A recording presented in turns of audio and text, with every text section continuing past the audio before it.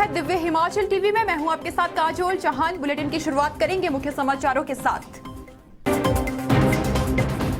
This bulletin is brought you by world class Nidra mattresses. अब सिर्फ सोना नहीं, डूब के सोना।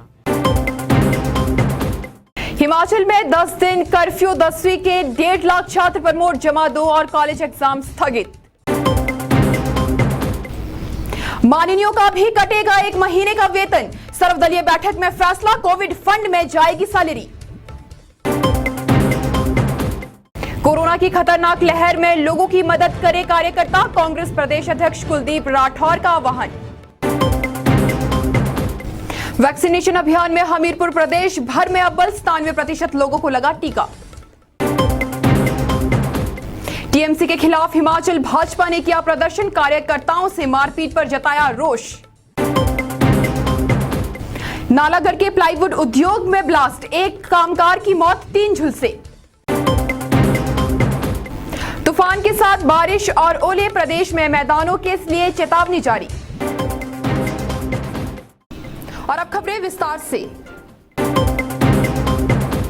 प्रदेश सरकार की कैबिनेट मीटिंग में बेहद अहम फैसले हुए हैं। इसमें कोरोना कर्फ्यू से लेकर शिक्षा व परिवहन को लेकर कड़ी बंदिशें लगाई गई है। देखिए इस रिपोर्ट में। प्रदेश सरकार की कैबिनेट की बैठक बुधवार को हुई। इसमें स्कूल शिक्षा बोर्ड के 10वीं कक्षा के करीब 1.5 लाख विद्यार्थियों को प्रमोट करने का फैसला लिया गया है। सीबीएसई मॉडल के आधार पर अंक तय कर विद्यार्थियों को प्रमोट किया जाएगा। इसके अलावा 12वीं कक्षा और कॉलेजों की वार्षिक परीक्षाएं भी अगले आदेश तक स्थगित रहेंगी। दूसरी ओर प्रदेश में 7 मई से 16 मई की मध्य रात्रि तक 10 दिन का कोरोना कर्फ्यू रहेगा। यह कर्फ्यू दिन रात लागू रहेगा। इस दौरान प्रदेश में सभी सरकारी व निजी कार्यालय, बाजार, व्यापारिक प्रतिष्ठान बंद रहेंगे। हालांकि स्वास्थ्य, बिजली, दूरसंचार, जल आपूर्ति, स्वच्छता आदि सभी आवश्यक सेवाएं खुली रहेंगी। खेती के काम भी चलते रहेंगे। हिमाचल में कोरोना के बढ़ते मामलों को देखते हुए सरकार ने ये फैसले लिए हैं। बसें 50% क्षमता से चलेंगी।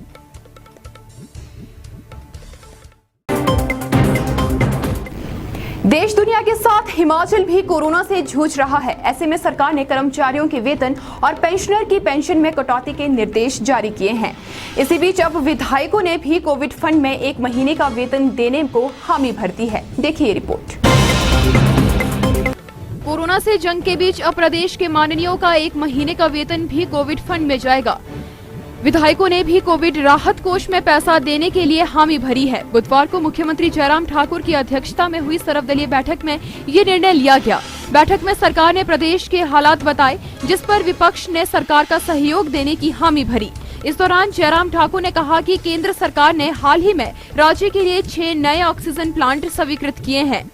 इसके साथ ही प्रदेश में चिकित्सकों व अन्य स्टाफ की भर्ती की जा रही है। वहीं नेता प्रतिपक्ष मुकेश अग्निहोत्री ने कोविड-19 मामलों और कोविड के कारण हो रही मृत्यु तथा कोविड जांच रिपोर्ट में देरी पर चिंता व्यक्त की। उन्होंने आश्वासन दिलाया है कि इस कठिन समय में विपक्ष सरकार के साथ खड़ा है और जनता के हित में राज्य सरकार के फैसलों का समर्थन करेगा। उन्होंने कोविड-19 रोगियों के उपचार के लिए ऊना जिले के बाथू और पंडोगा में सामान्य सुविधा केंद्रों की स्थापना का भी सुझाव दिया। कोरोना के इस मुश्किल वक्त के बीच हिमाचल कांग्रेस प्रदेश अध्यक्ष कुलदीप सिंह राठौर ने आह्वान किया है कि पिछले साल की तरह इस बार भी पार्टी कार्यकर्ता और नेता लोगों की मदद को आगे आए। शिमला से जारी बयान में कुलदीप राठौर ने पार्टी नेताओं से राजनीतिक कार्यक्रमों को सस्पेंड करने की अपील की है।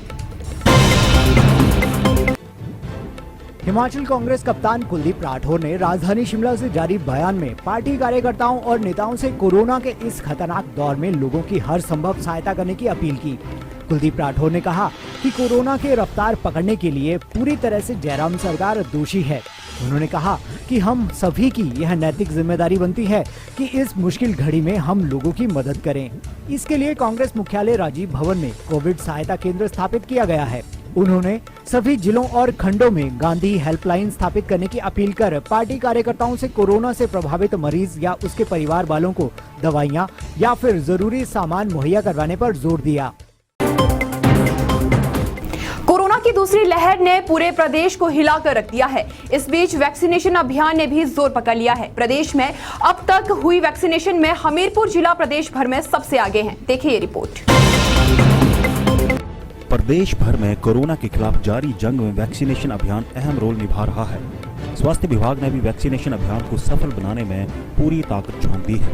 यही कारण है कि हमीरपुर जिला वैक्सीनेशन अभियान में समस्त हिमाचल प्रदेश में प्रथम स्थान पर पहुंच गया है। इस बारे में जानकारी देते हुए मुख्य चिकित्सा अधिकारी हमीरपुर डॉक्टर RK अग्निहोत्री ने कहा कि 2 महीने पहले हमीरपुर जिला कोरोना मुक्त हो चुका था, लेकिन अब एक्टिव मामलों की संख्या बढ़कर दोबारा 1857 हो गई है। उन्होंने बताया कि जिला में 45 वर्ष से ऊपर के आयु वर्ग के लोगों को वैक्सीन लगाई जा रही है। उसमें 97% लक्ष्य हासिल कर लिया गया है। अब 18 से 45 वर्ष आयु वर्ग के लोगों को वैक्सीनेट करने के लिए पंजीकरण शुरू हो गया है और हमीरपुर के लोगों में इसको लेकर भी खासा उत्साह देखा जा रहा है। जो है हमारा IC एक्टिविटी वैक्सीनेशन के लिए, तो वैक्सीनेशन अच्छा हुआ है और हमने जो है लगभग 97% जो है अचीवमेंट पिछले कल तक कर लिया। और आप इस बात की खुशी होगी कि हमीरपुर जिला जो है हिमाचल में जो है वो प्रथम स्थान पे रह रहा है इस वक्त वैक्सीनेशन ड्राइव में, जो कि हमने 45+ की लगाई और 60+ ईयर की वाली जो वैक्सीनेशन लगाया है। और दूसरा जो ग्रुप है 18 साल वाला, उसका रजिस्ट्रेशन चालू हो गया है। पश्चिम बंगाल विधानसभा चुनाव परिणामों में ममता बनर्जी की हार और तृणमूल कांग्रेस की जीत के बाद से हिंसा का तांडव जारी है। ऐसे में वहां कई भाजपा कार्यकर्ताओं की जान भी जा चुकी है। इसके विरोध में हिमाचल भाजपा ने प्रदेश भर में प्रदर्शन किया है। पश्चिम बंगाल विधानसभा चुनाव के बाद तृणमूल कांग्रेस वर्कर्स द्वारा भाजपा कार्यकर्ताओं से मारपीट और हत्या के विरोध में भाजपा ने प्रदेश भर में प्रदर्शन किया। हिमाचल प्रदेश भाजपा ने पश्चिम बंगाल में राष्ट्रपति शासन लगाने की मांग की है।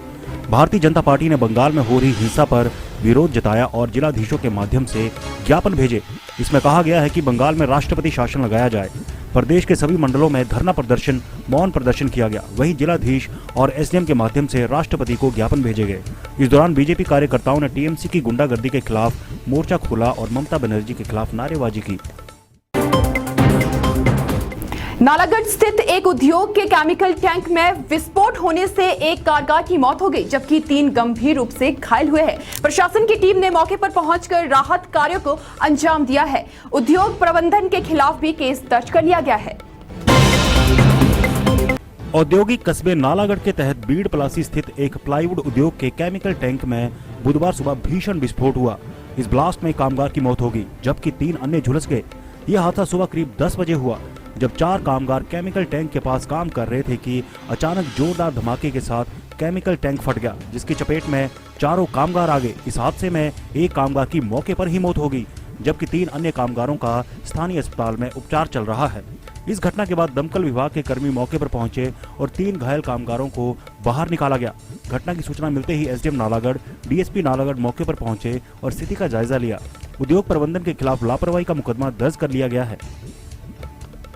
पलासी में एक रिपोर्ट हुआ इंसिडेंट सुबह, ये सम्राट प्लाईवुड करके प्लाईवुड इंडस्ट्री का हिस्सा है।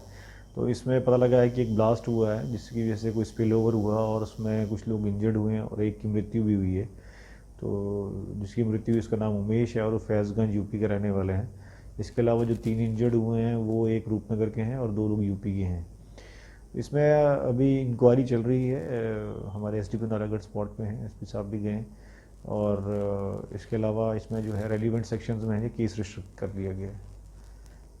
के लिए कोई शूज वगैरह देखे गए ना, कुछ देखा गया तो सर उस पे किस तरह की कार्रवाई की? केस रजिस्टर कर लिया गया है सेक्शन 336 IPC और 304A में। ये दोनों नेग्लिजेंट सेक्शंस के तहत ही केस रजिस्टर किया है। इसमें फर्दर इन्वेस्टिगेट करके पता लगाया कि किसकी गलती थी और कौन लोग हैं जो इसके लिए जिम्मेवार हैं।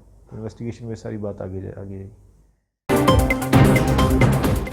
प्रदेश में मौसम पल पल रंग बदल रहा है। कहीं तेज बारिश हो रही है तो कहीं ओलों का प्रकोप है।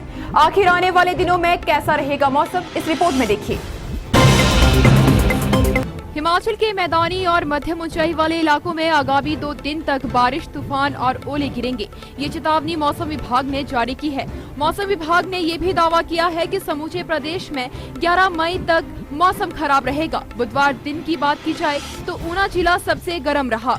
ऊना का अधिकतम तापमान 35 डिग्री सेल्सियस रहा। कुल मिलाकर आने वाले दिनों में मौसम कड़ी परीक्षा लेने वाला है। और अब चलते चलते चंबा में चरस तस्कर को 10 साल की कैद, कोर्ट ने 1 लाख रुपए जुर्माना भी ठोका। प्रदेश के शिक्षक जानेंगे कोविड का व्यवहार। कल शिक्षा विभाग के ऑनलाइन वेबिनार में कोरोना पर लेंगे पूरी जानकारी। प्रदेश में कोरोना ने लटकाए 29 प्रोजेक्ट, पर्यावरणीय मंजूरी न मिलने से विकास कार्यों पर पड़ रहा असर। हिमाचल में एक ही दिन में बाहरी प्रदेश से आने को 7,500 लोगों ने किया आवेदन। सभी ने ई पोर्टल पर करवाई रजिस्ट्रेशन।